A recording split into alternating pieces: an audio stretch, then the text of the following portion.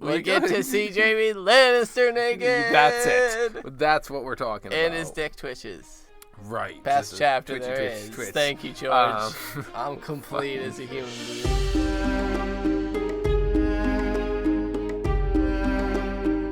What up, and welcome to another episode of Brotherhood Without Manners, your favorite full spoiler reread podcast of George R.R. Martin's Song of Ice and Fire series. I'm Nate. Joining me, as always, is my brother, Zach. Brother. Right. I liked that. That's you, dude. Sure. Say hi. I don't want to. All right, fuck off. What up? I'll say what up, though, because that's better than hi. Okay, all right. Ease up.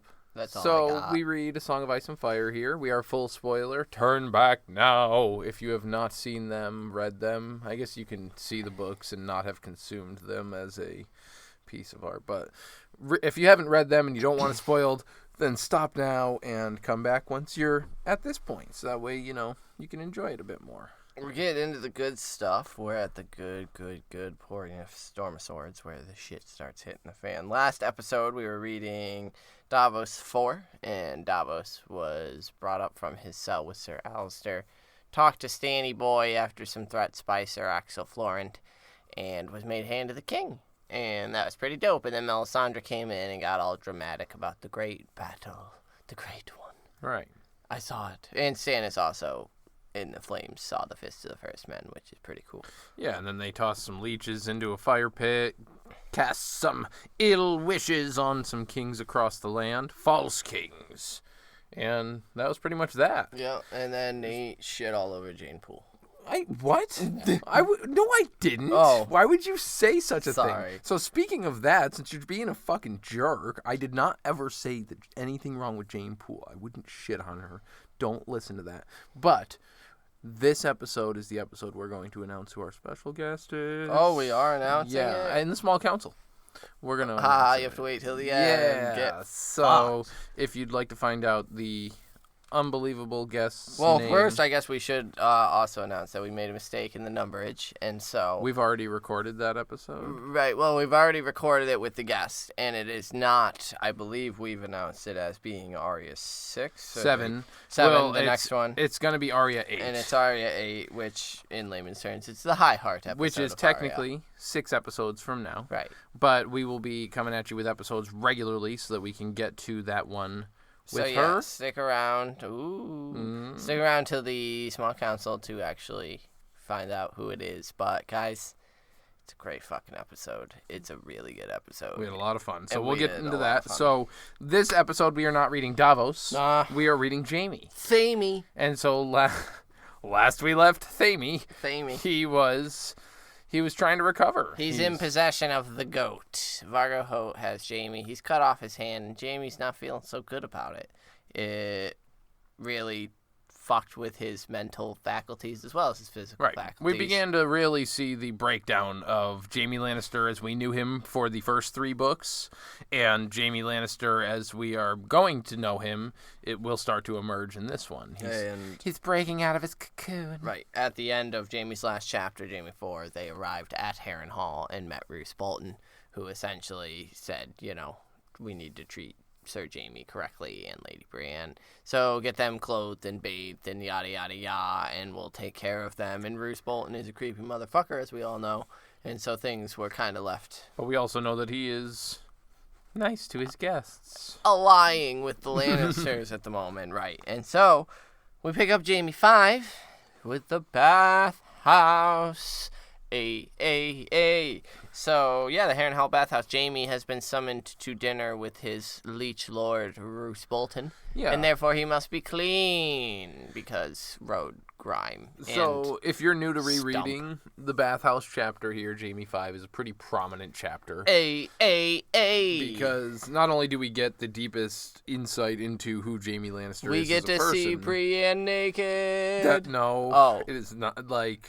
God, you're a fuck. We get to see Jaime Lannister naked. That's it. That's what we're talking about. And his dick twitches. Right. Best chapter twitchy, there twitch, is. twitch. Thank you, George. Um, I'm complete fucking as a human being. No, we get to see what happened in King's Landing. The truth of Aerys' reign. From what it appears to be the truth that we get from him. Sure. Even if it's unreliable in certain capacities, what he told us seems to be an accurate recounting of what he feels occurred. You know, not only did losing his hand strip Jaime of his weapon, it also stripped him of his armor, because now he is willing to finally reveal to someone what actually happened in Aerys' reign, the actual truth of it, the fact that Aerys was ready to detonate everything and just go out, and literally Jaime heard it from him himself that let Robert be king of fucking ashes. Like, he won't take this city.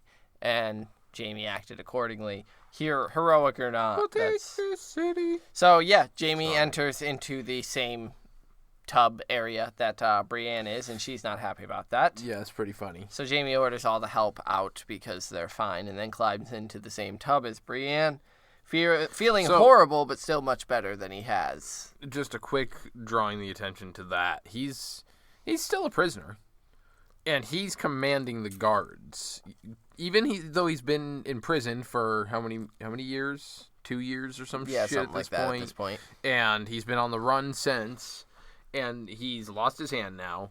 He still commanded those guards out of that room. Yeah, he makes note of it. That The old fuck habits outta here. kind of die hard for the help of following the Lord's command, because they look resentful, but they do listen. And so I think that just goes to show that while he's casting doubts on himself, he's still able to emit that presence, that aura of, I'm still Jaime fucking Lannister. You will obey me. I'm still the Lord here. Jaime Lannister, And bitch. while a lot of them, even if it was, Willis Tyrell, maybe they'd still be like, yeah, sure. But I feel like he's saying it with the bravado enough to where they're like, oh, right, yeah, bye. I mean, or at the very least, you don't want to piss off his dad. That too. So Brienne turns away from him, and Jaime mocks her being the shy maid and assures her that he ain't interested in anything she's got. And pull me out if I drown. I don't want to drown in here. I won't be the first Lannister to die in a tub. LOL. I really like that he's making that in a bathhouse when Tywin, is in an outhouse, essentially. He dies in the shower. Oh, I was thinking more of Uncle Gary, who's literally like the shrouded lord under the waves. But, maybe Jaime wouldn't. It's not a tub, but it's more the shameful act of drowning, I think, that Jaime's also referencing. And, hey. But yeah, Jaime begins to awkwardly wash himself, and it's horrible, but the dirt is just falling off. It's gross. And he tells her, to pull him out if he passes out. And she asks why she should care how he dies. And Jaime says that she made a vow. And eventually kind of turns bitter and says that she should be pleased he's lost the hand that slew the king, that threw the Stark boy from the tower, that slit up Cersei's thigh to arouse her, and then shamefully says, no wonder Renly died with you protecting him. Ooh. And yeah, that's the blow that hurts, man. And he, again, we will immediately see, because when we first saw them on the run, he was unapologetically brutal and savage with her verbally. And in this instance, immediately he's, I crossed the line. That I fucked up. And it's immediate in her. She jerked as if he had struck her. You mother. And stands, and then he gets a good old look at the Brienne badge, which makes his dick twitch, and that troubles him, because he's like, shit, it has been long since I've been with Cersei. And then he gives a Jaime apology, where he's like, I didn't mean to mock you. You've protected me better than most could. And she asks if he's mocking her, and he asks, are you thick as a castle wall? Which, hey. Dunk the hunk. Dunk the long, thick as a castle wall. And he asks her for a truce, but she says, truces are built on trust. And how could I trust you? And so Jaime's Kingslayer. Like, Kingslayer. And he says, why did no one name Robert Oathbreaker? Which is a very good point. I really like that. Like, Robert's the one who started a fucking rebellion. He tore the realm apart, as Jaime says, and knowing what is known about Lyanna and Rhaegar and Robert's relationships, it may not have been reciprocated. It probably fucking wasn't, and therefore Robert did exactly this. He broke his oaths and rose a rebellion for something that wasn't actually happening. He did what he did out of love. You say what you say out of ignorance. I'm sorry. I love you to death, Brienne. He did all he did for pride, a cunt, and a pretty face. Like, that's it. That's Robert. That's Robert. You forgot beer or ale at the end of that, but other than that, yeah, spot on. You named that's Robert. And Jaime makes a fist, or would have if he still had a hand, and pain lanced up his arm. Like It's cruel as laughter. I really like that image of like him trying to close his hand that he doesn't have anymore, but like I like that he's now sharing with his brother Tyrion the hatred of the cruelty of laughter. That's a new one for Jaime that we get, that he doesn't like being laughed at. It's a mocking. He doesn't like that mocking cruelty that Tyrion's had that he's imposed on everybody, right? Himself That he's forever. dealt and that Tyrion's dealt with forever, and yeah, his head swimming. He realizes he's not quite himself. The steam of the tub, the hotness, the fever coming out of him, just all of it combined is making for a Jaime soup here in this tub. Did you know my brother lit the Blackwater on fire? I like that. Especially because we're going to be getting the Tyrion chapter next, where we see the carnage that was dealt as he's greeting Oberyn at the gates. We immediately will see that where everything burned because of that. Not just the river, but the shores as well. And we get it. Jaime goes into it. After Jon Connington lost the Battle of the Bells, Aerys exiled him and realized that Robert was the greatest threat to House Targaryen since Daemon Blackfyre. So we'll pause here. Pause.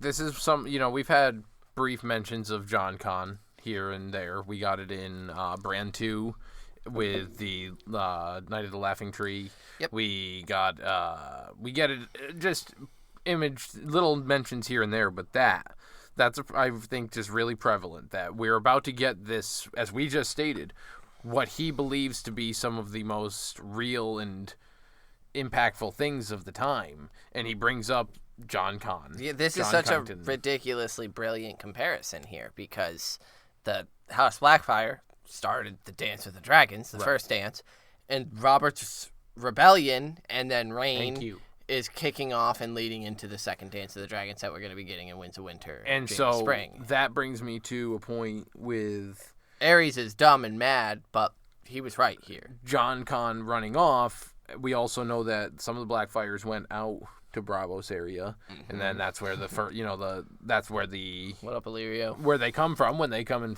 mess with shit, and it's just interesting to see the reflection of it all with Robert and banishing Jon Con, and now he can go and even join technically the Daenerys or I just love it because Aegon. George is so smart, because we're told and told and told by this point, we're beat over the head with it, that Aerys is fucking insane and delusional, and so anything he says, you're kind of just at this point used to writing off as ravings of a mad king.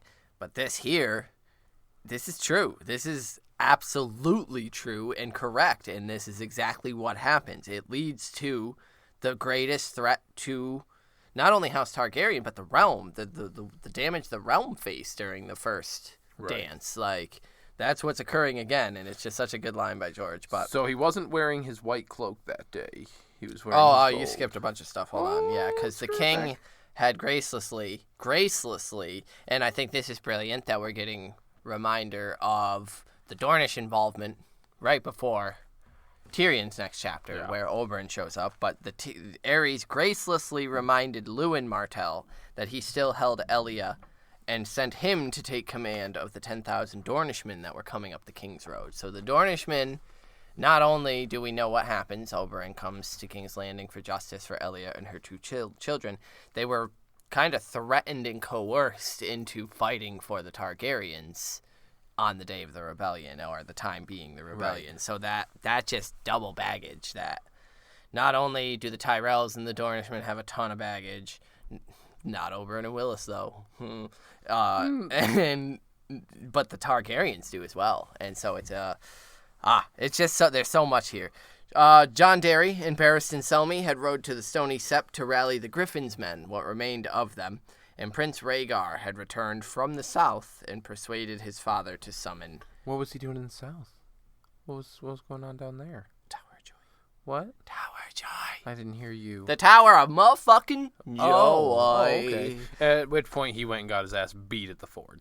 And I think it's interesting that, like, Rhaegar came back and was like, yo, get Tywin in this bitch, because, like, shit's getting wild. But no ravens returned from Casterly Rock, and the king grew nervous, especially more so with Varys whispering in his fucking ear, being like, hey, look behind that tapestry. Yeah, I like that a lot. I love that. That Varys has been just chilling since forever. So he commanded his alchemists to place wildfire caches all over King's Landing, from Flea Bottom to the Sept of Baelor to the Red Keep.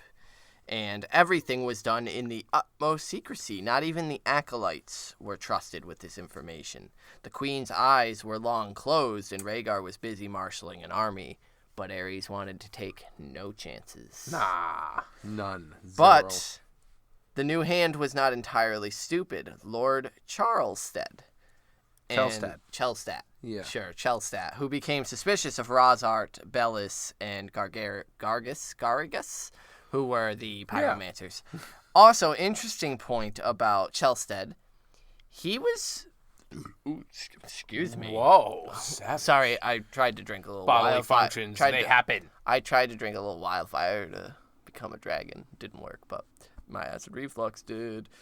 How did you get your hands on that stuff? Lord Chelsted was one of King Aerys' most loyal supporters. He was vehemently and vocally against Rhaegar, and was one of the people who was like, yo, my king, this shit at Harrenhal, this tourney at Harrenhal, this is a fucking... It's a coup. It's a coup for Rhaegar to gather a Grand Council. That's what's happening here.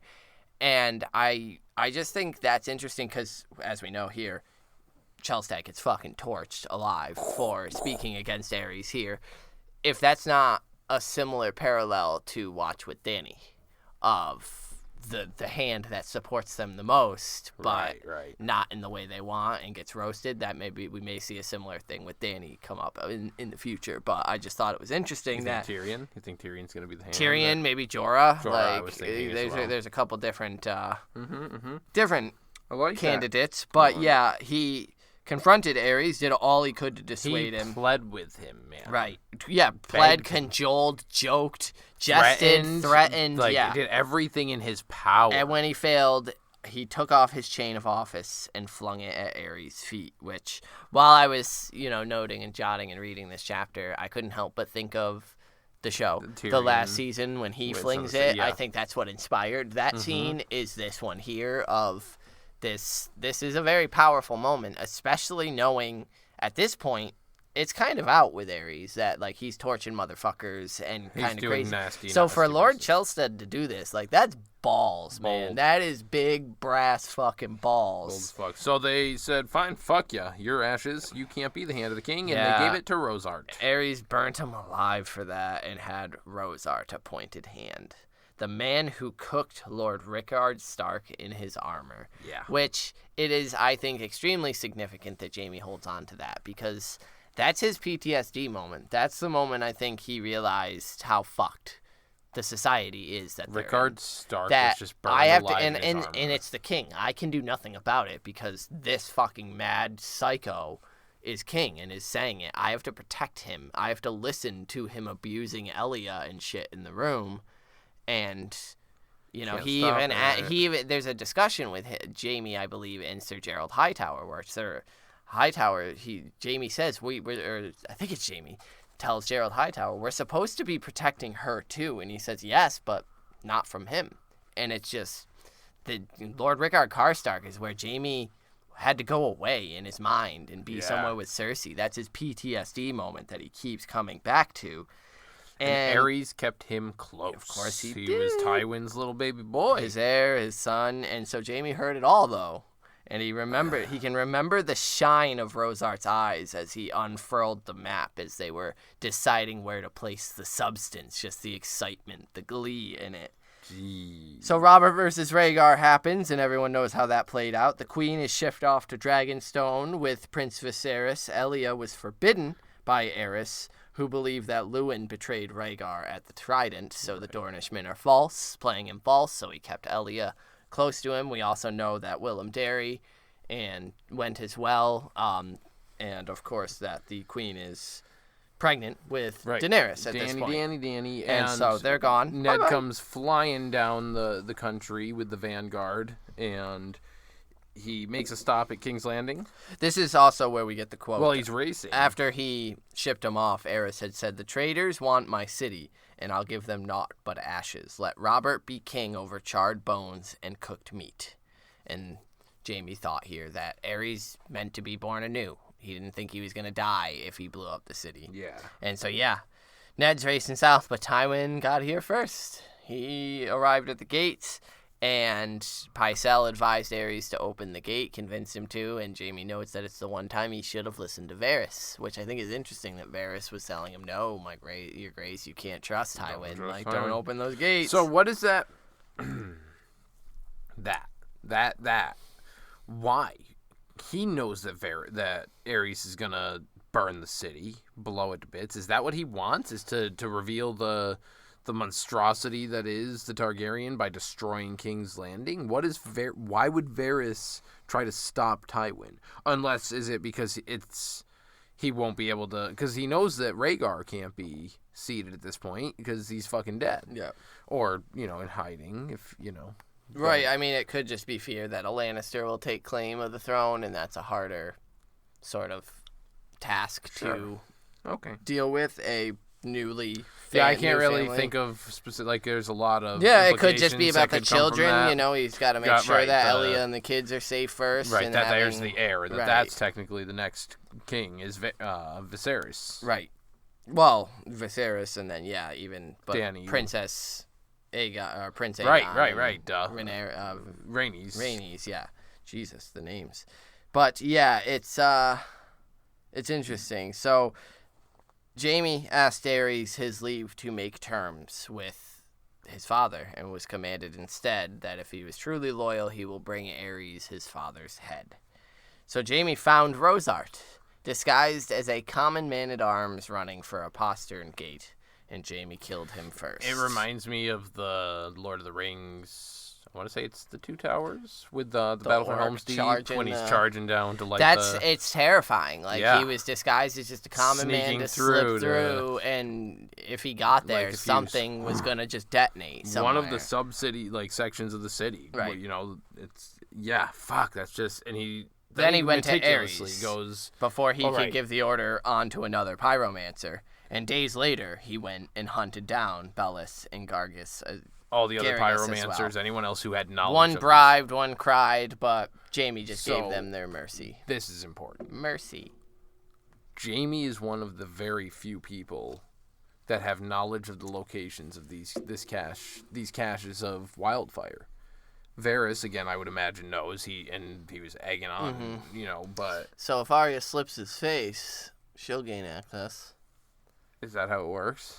She gains sort of residual feelings and memories of the ugly little girl. Just be able to get that. She might be able to feeling to walk through to where those are. Remember those, especially walk those halls, those days, right? When he was hunting down Rosart and shit, seeing the map, that's wild. It's just wild that he's one of the few in the world that has that knowledge. Right. It's one of those things that he probably is unaware even that he knows because he's stuffing it down. It's so not really thought about or considered information that he's not, which, trauma does that. So Jaime looks at his stump, the hand that had made him the Kingslayer, and thinks that the goat had robbed him of his glory and his shame. And he thinks, who am I now? So he tells Brienne, fucking say something. And she asks, if this is true, then how come no one knows? And, of course. You think self-righteous Ned Stark wanted to hear what I had to say? True. Damn. I mean, true. Which, it's unfortunate, because we keep getting bashed over the head with the history is written by the victors. The victors, yep. He was victorious here. He saved the realm from this, or at least the city from this crazed lunatic, and yet nothing. And by what rights does the wolf judge the lion? He tries to climb out, bangs his stump, and ends up kind of spinning out of control as he's about to pass out, caught by Brienne, but gently. and she yells for the guards to come help the Kingslayer. And Guards, the Kingslayer! make sure to correct her that Jaime, my name is Jaime. He's like, no, baby, it's Jaime. So, also, just have to shout out the show because Nikolai Coster-Waldau and Such a great scene. Gwendolyn, Very well done. Gwendolyn, act the shit out of it, and it's pretty true to form, and it's just so well done and beautiful, beautiful. Chef's kiss, ma. But, mwah. Got it.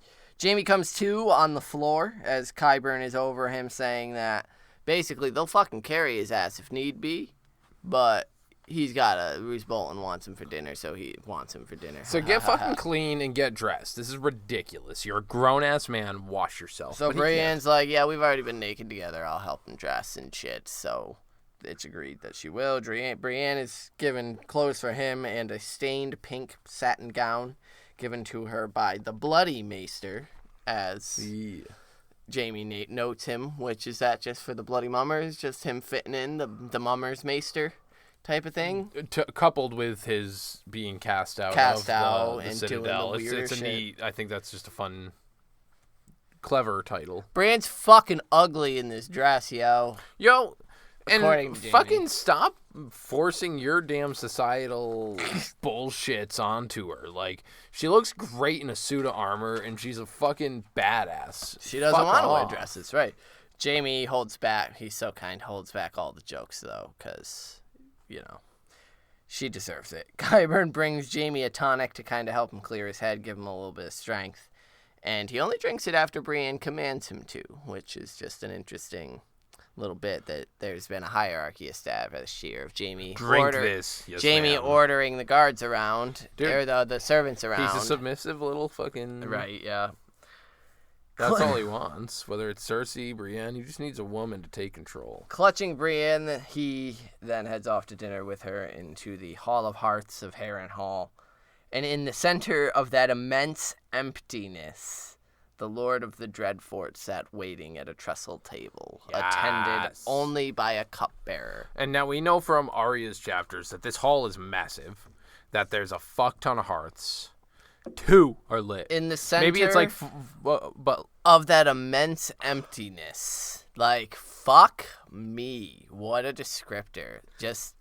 you telling me this man is not immortal and that he has not been sitting here just contemplating what body he wants to inhabit telling me next? It's not much fucking scarier if he's just a man? That, like, I don't know. You're going off on I'm not going on eldritch horror fucking Euron, sure. What's so far-fetched about this guy being so enveloped in this dark capacity that he's in this immense emptiness?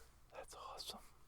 Immense emptiness. Because and even across this hall, he's like, join me. Because I just And get they hear I'm it. getting the vibes that, like, the immense that's describing Roose. That's him, dude. Like, he's just empty inside. Not because he's a fucking immortal. Because he's a sociopath. Because he's just a a Westerosi sociopath. Yeah, psycho. He's Charles Manson. He is of, terrifying. Like, we see the offspring in Ramsay, this rape baby. Right, probably. this is what happens when men like him are given power and land. He's just, it's Dexter to the extreme. Right. Dexter, it's Donald Trump, just if Donald Trump wasn't a fucking moron. So, yeah, he tells him to sit, offers him wine. Jaime wants a red because the white is for Starks, which, all right, Jaime, chill out.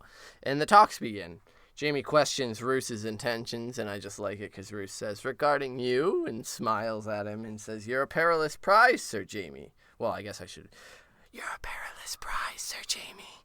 But Edmure Tully has offered 1,000 gold dragons for Jaime. Cersei will pay 10 times that. Will she? Will she? Like, he doesn't know. Right. There's also Karstark's offer as well, the hand of his daughter to the man who brings him your head. Little Alice. Leave it to your goat to get it wrong, Jaime says. Get it backwards. Bring him Jaime's hand for the head of his daughter. Fucking idiot. Vargo Hoat. And, yeah, Harry Karstark was a captive here when Bolton had taken the castle. He sent him off with Robert Glover. Roose certainly hopes that nothing befell them at Duskendale. You are a lying hold up. Wait, Duskendale? Fucking Duskendale, dude? Let me fucking tell you about Duskendale right now.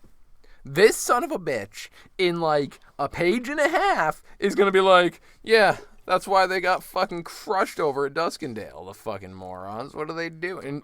You just said right here, I sure hope nothing's bad. So this has been something that's been occurring off page, and it can get a little lost in the translation here. So to lay it out, a lot of Robb's forces were at Duskendale, sent to Duskendale, and he wasn't quite sure why.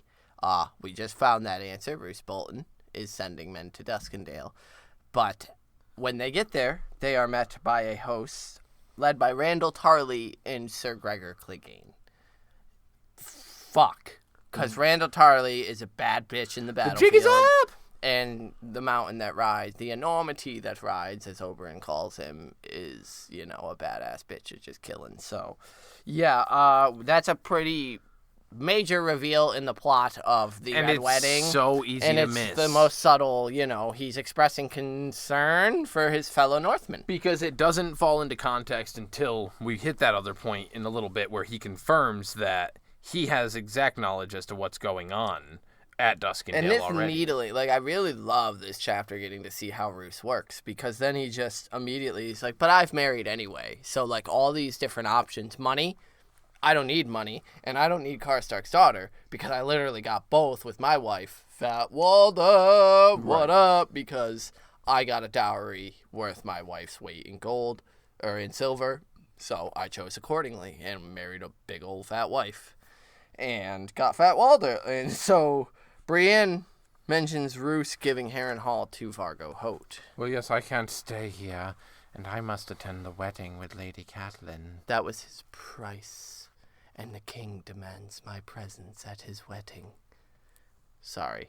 I just like to whisper. At least lean in. I don't want to lean in. It's Roose. You will lean in. I have been. And Jaime's like, wait, Edmure weds, not Robb Stark? Robb Stark is already wed. To a westerling of the crag, perhaps you know her. A girl named Jane. So because we typically kind of skim over a lot of it, where this is the Red Wedding stuff. This is we've been getting slapped in the face by this stuff in Kat's chapters. But getting it here in Jaime, seeing the building and his involvement in it so heavily laid out, explaining how Robb is, he's saying the king that lost the North. He's talking very brazenly about his king in front of these two. He would only do that if he was confident that it wouldn't get back. He's assuming Brienne's gonna get killed by Vargo. Brienne ain't leaving here, yeah. And Jaime, he's not gonna care because he knows that he's gonna be safe at home and living it up in King's Landing. Yeah, Brienne's like, that's not true. Robb made a vow. He wouldn't break a vow. And Roose is like, his grace is a boy of 16, and I thank you not to question my word in my house, my lady. We still value guest rights in the North. Well, that's when Jaime threatens him. Fuck that. Jaime almost feels sorry for Robb, thinking that he's won the war on the battlefield, but he lost it in a bedchamber. And he asks how it is that Lord Walder feels dining on trout in place of wolf. And Edmure Roose says that trout makes for tasty supper. But what's for dessert? Though his cupbearer, poor Elmar, who was set to wed Arya Stark, oof. He's just heartbroken over it, and he's not, oh no. And Brienne asks if there's been any word of Arya. Is she alive? Of course. We have her. We have her. So Jane Poole is back in the playing field. Don't say it like that. Now, unfortunately, I'm going to say it like this because that means that he's planning a fucking head. He knows that Ramsay has the North right now, has access to King's Landing. King's Landing? King's Landing. Winterfell. Sorry. Jeez. Fake nerd. Fucking asshole. Jeez. He has that plant already there. He just needs Arya. And he's playing that, like, that's what, 2 books away? Does that come up, and maybe it comes up at the end of Feast, but it's Dance. It's so far away, and he's already lining that shit up, and it's disgusting, and it's awful, and that poor She was missing for a time, but now she's been found, and I mean to see her returned to the north. And Sansa's like, hey, Brienne's like, what about Sansa? Because Tyrion made an oath, and Roose is like, has no one told you? Lannisters lie. And then Jaime's like, is that, an affront on my house, sir? Because I swear I'll put this knife right through your fucking eye. You would die. Not before I kill you, motherfucker. Yeah, and we get the laws of hospitality. We still held guest right. Seriously. 'Tis scarcely chivalrous to threaten your host over his own cheese and olives. I don't know why he's got that pompous sounding voice to me, but I picture him looking down on everybody. So he's eating cheese and olives. But they go back and forth for a minute. Jaime begins to understand the game that they're playing here and wonders if Brienne does. And now I believe that that's the idea that Jaime's understanding the plot is the Red Wedding. He's getting because losing lords. Because he specifically mentioned the trout being a good dinner. Now he's heavily emphasizing the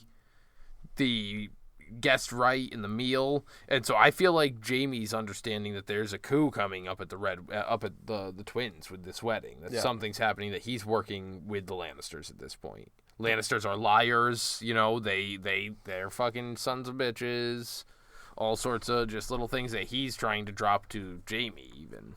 Brienne mentions her mission from Cat, that they must be freed to continue on to King's Landing to exchange Jaime for the girls, and Roose says he knows of an escape, not an exchange, and if Brienne helps Jaime escape, then she's guilty of treason.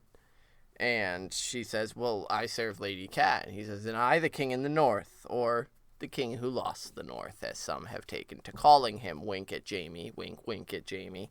Wink at Jaime, wink, wink at Jaime, wink at Jaime. It's just fucking fuck, Roose. Like, you don't give a fuck. So he will be sending Jaime on to King's Landing. I lost my place in my notes, sorry. Jaime tells Brienne to calm the fuck down for a minute, and thinking that the goat has evened the trade a little bit, but Cat isn't likely to thank Cersei when she sends the girls back missing their hands as Jaime is missing his, and thinks he'll get the blame for that too, somehow, some way. And so then he explains why the goat took Jaime's hand.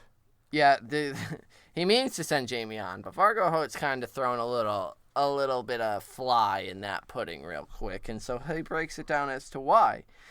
Vargo Hoat had good reason to cut off Jaime's hand, actually, because when he accepted Harrenhal, he didn't know that it was poisoned, and Jaime's like, the curse of Harrenhal, really? The curse of Tywin Lannister, brah. He said the curse of Tywin Lannister, brah? Brah. Just in case. Brah at the end, that's how Roose said it. Right. Yeah. The curse of Tywin Lannister. Vargo probably wanted Stannis to win at the Blackwater, not knowing Stannis to be Stannis. And that he might reward you, yes, for helping, but he would absolutely then cut your fucking head off for being a traitor and selling people out as a war crime, because you're an awful person. And so that means only a Stark victory can save Vargo Hoat now, and that chance is growing ever slimmer. Hint, hint, nudge, nudge, wink, wink. Yeah. Both sides have made use of him, but neither will shed a tear at his passing. The brave companions did not fight in the Battle of Blackwater, yet they died there all the same. Beautiful. Yeah, they have nothing left. And so he essentially, it boils down to he cut his hand off because now it's going to fall on Roose Bolton. It'll be Roose's fault should something occur, and he can kind of fall back on that. And he has then the options of marrying Alice. Right. Alice and he'd be a lord in truth then. And he would be so far away from Tywin. So far away. But even if not, maiming him, Hoat is Roose's man, and so it also diminishes his value to Roose because Roose's bannerman's crime is his crime, and so it's actually Which plays heavily into what we read in the Davos chapter before this, with the who's responsible for what crime. Why is Roose inherently responsible for his bannerman's action? That's one man that acted, and now Roose would be responsible. Which, granted, fuck Roose. right. As much as I enjoy It's character. the same thing with Ellie and her children. Like, did Tywin give the order? Because who's responsible there? Is it Gregor Clegane? Is it the fucking... Who gave the order? Who gave the order? Is it Robert because he started the rebellion? Whose fault lies at Elia and her children's deaths? Who the fuck can say that's the tragedy of this world? Someone should have told Vargo to ask the Tarbucks or the Rains. Yes. Jaime's like, yeah, they're not around. True. Precisely. Got him. Jaime says that, send me on to Cersei, and I'll sing any song you wish, Lord Bolton. And Bolton agrees. He says, I'll have to take you at your word, sir, but... I wanted to point out that Brienne did try to mention, well, Rob's won every battle he's been in, and immediately Roose was like, yes. And at the same time, he's managed to lose the Freys, the Carstocks, and Winterfell, as well as the entire North. Correct. Not to mention the Boltons. Correct. Fucking the Greyjoys, because Theon... His wolf, because he's not around anymore. Oh, why'd you have... Really? You're going to come at me, and then you're going to talk about how he's going to lose... What the fuck? Yeah. You're going to be a piece of shit, I'm going to be a piece of shit. Rest in peace, Grey Wind. They'll leave when Qyburn says that Jaime is strong enough with an escort of picked men under Walton Steelshanks. And Brienne's like, yeah, but Sansa and Arya are my charges, and so, like, your men have nothing to do with it once we get them. We also forgot to mention that Roose does mention that the Glovers and the Tall Hearts were, at this point in this conversation, broken in Duskendale. Like, yeah. This is what happened also. Glover, and so that's what Tall ties the whole up. him. No, he knows. He already knows that they're fucked. Even though he goes, I hope nothing ill befell them. Something ill befell them. Very ill. They're fucked. Yeah. I lied at the beginning of this conversation. Dill befell them, you know. Dill. I gotcha. Tarly. Ill, yeah. Gotcha. I got it. Got it. Fucking stop. Got it. So, yeah, Sansa and Arya are my charges when I get them. And Bolton's like, yeah, Sansa's married to Tyrion. And Brienne is shocked. She's like, but Tyrion swore. And I'm Jaime's laughing like, at her oh, man, you're such an innocent. Tyrion, and it's funny because Roose just said, didn't you know Lannisters lie? Like, didn't we just cover this topic? Isn't that what we just went over? He lied to you. Then Jaime thinks about Tysha. Dang. He's like, yeah, a nice hot young wife. That'll make Tyrion happy. Tysha. Sadness, tears. Oh, also, you're not going anywhere anyway, Brienne. You're Vargo Hoat's prize. It's we a can trap! Take everything. It is a trap. It's a trap! I can't deprive the goat of both his prizes. So while Jaime's important, you, a woman, are not. I would think a little bit less about those girls and a little bit more about sapphires. Sapphires. We need the sapphires. The sapphire situation. All right. I hate Vargo Hoat, and you're not helping the matter. I love what the mummers represent. I love that they're just this tool that Bolton straight up is like, yeah, they got rusty because, like, the third person to use them, like, kind of just left them out in the yard, like fucking hedge clippers, and they rusted a bit, so now I'm going to just throw them We're in the going to dumpster. get a lot of mummer imagery, and I'm probably going to go on some random tangents about mummer stuff just because of the name and You're a mummer! prophecies. A bit, I suppose. That's correct. But, skirting by that, I'm going to be honest, I kind of forgot when I started this that it wasn't just the bathhouse, that there's also the Roose Bolton stuff. Dinner. And it's like the bathhouse is dinner and Roose Bolton's the dessert of the chapter. It's so fucking good. This whole chapter, it's so good, and there's so much that happens. Roose Bolton is really cool, and by cool I mean like actually cool and cold and scary. And empty. Immensely so.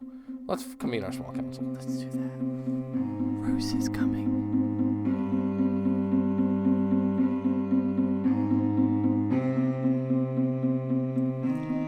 Hey, it's a small council.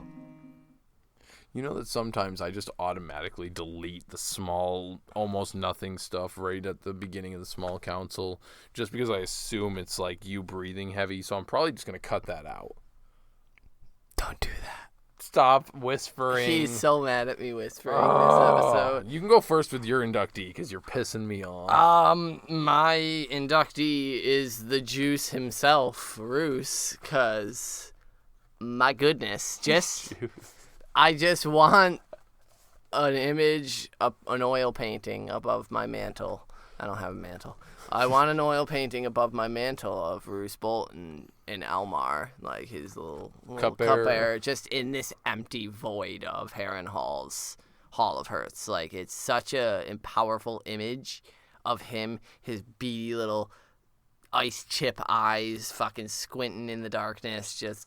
Ugh, I don't want to go to this table and have dinner with this man, but I have to. So Roose Bolton, because, God damn it. I'm glad you mentioned that, because I'm going to give my inductee to this hall. The hall is just so, it's the line immense emptiness is so cool. It's such a descriptive word. And how cold it all feels. It's like, don't go crazy here now. Because I know that we have the bolt on, and maybe he's a little bit White Walker, because he's bringing the North with him. It's that much colder in Harrenhal since he's arrived. You know, I get that it's haunted to begin with, but this motherfucker brings a chill that ain't no ghosts in Harrenhal can be bringing along. He's creepy as shit, and the hall enhances the fuck out of that. Yeah, like, what's the dread for it, like, if that's his home? Because Harrenhal just feels very Roose, and so... Nah, there's a place where, like, straight up, he kicks his shoes off, and he's like, ah. Yeah, there's, like, corpses, people that are, like strung up as the wallpaper. He just puts their skin the on ottoman he puts the skin on the wallpaper. The ottoman he puts his feet up on is, like, some stuffed fucking corpse that he's like, yeah, home, I love it, sweet. He's Westerosi's human caterpillar guy, and I don't like that. H.H. Holmes. All right. So the hall, not you gave yours to Roose. Yeah. But they complement each other. Hall. I can't find my phone. We have an inductee. Didn't you throw it on the floor earlier? Because you have no idea what you're doing.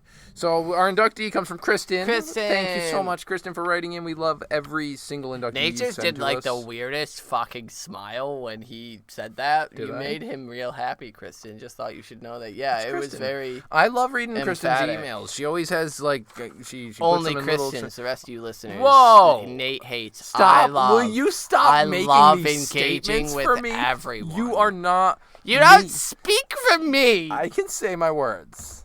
So let me say them. Read the email. I was please. trying. Oh, I don't think you are. Thank you for writing in. Thanks, Kristen. Kristen's inductee for this chapter. There are so many great options for inductees this one. Truth. You really can't go wrong. I'm going to go with Lord Chelstead. Who seemed kind of useless, but still stood up to the Mad King Aerys, which takes a lot of guts. So I'm gonna be straight up. I read your inductee before I picked mine, which is very rare. Usually I try to, I don't know if you do, but I try to have my inductee picked out before I read all the listeners, so that way I've got my mind Don't want to be influenced. I was going to pick Chelstead if you had, but since you did, I went with a different one, my second runner-up, because of exactly that. Holy shit, you know this man, you've watched this man burn people alive because they told me to. Sorry, who told you to? They told me to burn them. All right. And he threatened this guy. He tried making jokes. He tried everything.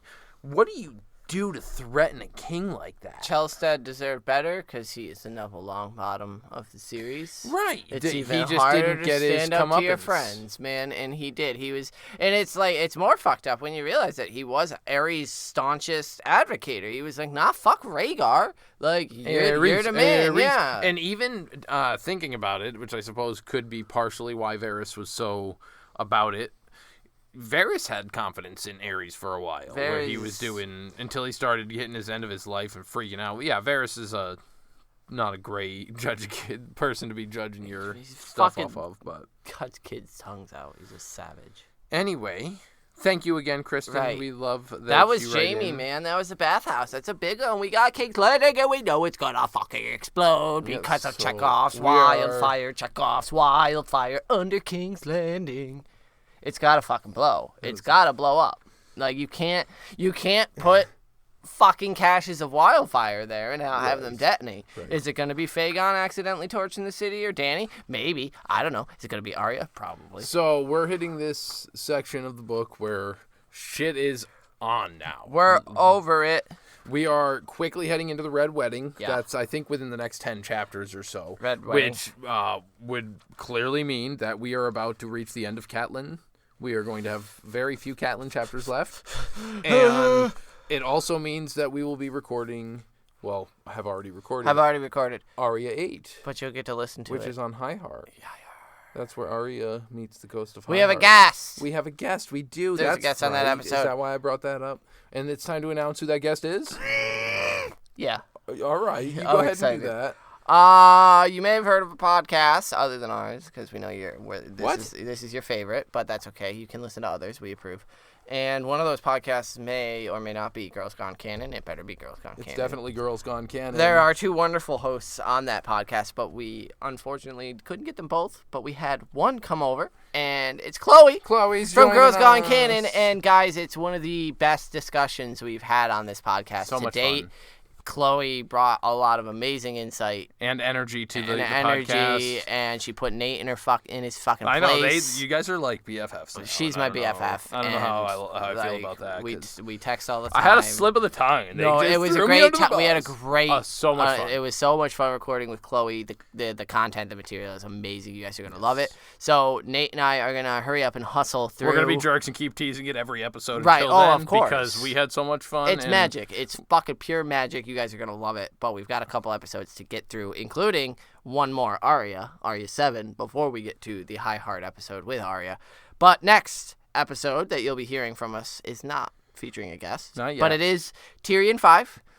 It's another great one because we get to It's meet my Oberyn boy Martell. Oberyn is coming to And it's town. really cool. There's a It's lot of so good. neat stuff I mean, to we go over. kind of got a lot of the setup for that with the Dornish being mentioned in Jaime chapter Yep. here, and then we get to kind of learn a little bit more about why the Dornish showing up in this situation would be probably one of the worst things that could And happen. then following Tyrion, 5 is going to be Arya 7. 7. And so get us inductees for Tyrion 5 and Arya 7. Unfortunately, we already did do Arya 8, and so we'll have to wait. We can probably get those on the next thing, I guess. I mean, I guess you could probably even send your inductees for Arya 8 into Arya 7. Yeah, We you can get could those send included there inductees as for Arya well. 8 into Arya 7 So- since we did already record it. Yeah, get us your inductees for the next few chapters. We will make sure we read them. So you can get those to us by sending them to our email, which is where most people do, withoutmannersbrotherhood@gmail.com.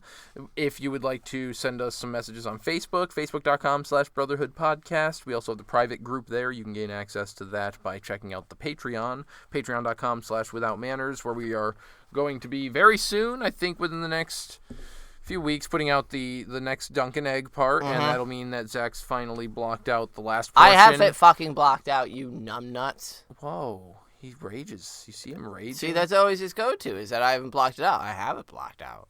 He just doesn't ask for it because he's never ready to do fucking Dunk and Egg. Read Fire and Blood, you prick. Whoa, he's just immediately casting shade because he's caught red-handed. It's because I've recorded an episode with Chloe, and, like, I want a new fucking co-host. Wow. Yeah. Wow. So send us So- messages, leave us reviews that are better than what Zach would say about me, or what I would say about Zach, I suppose. Is probably true as well. And I think that'll be... Go that'll in be- preparation, check out some Girls Gone Canon if you've never Yes, listened to them, because it's follow great content. them at Right. Liza Arbor. She's over there. Yeah, on Twitter read and the really stuff good. And her Chloe has- vlogs. We're gonna be. That'll all be in the show notes for that episode. She's got different things. A but- fun little, like, pro tip, read into some Ashara Dane before you listen to that episode, because we talk a lot about Ashara Dane during this We talk High about Heart. a lot of things. And you guys are going to love it. But, Valor to Harris? Peace.